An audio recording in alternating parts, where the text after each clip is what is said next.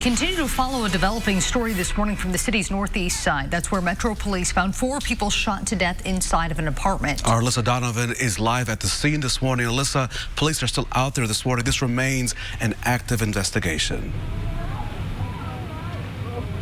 That's right. So it's been about 8 hours since police were called here to Shady Oak Drive. This is an apartment complex. They were called here right around 10:30 last night. And when they arrived, they did find 4 people who they believed were deceased inside of an apartment here. And when they did walk inside, they tell us it looked like 3 men and 1 woman who had been shot. Now, those victims' names have not been released. Right now, they are working to determine what led up to the shooting. The victims are added to a long list of those who have been impacted by violence in the Circle City.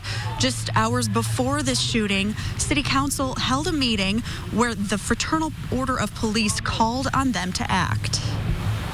We were before the Indianapolis City County Council Public Safety Committee begging our elected leaders to take swift action to confront this violence.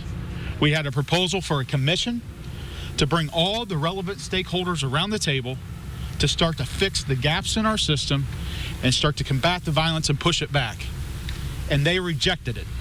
I'm offended by the term associating my race with crime and describing problems in our community, crime, and the race black being used. Not one time has it been used about a portion of the homicides and violence were by white males. Now, additional details have not been released by police on what happened during the shooting and why it happened. We do know that those shots were called in by someone who lives here at the apartment complex. And right now, this is still an active scene. So if you live in the area, it's best to avoid this as police continue to conduct their investigation to determine what happened here. If you have any information that might be helpful to police, they ask you to call Crime Stoppers. That number is 262-TIPS. Reporting live, Alyssa Donovan, RTV6.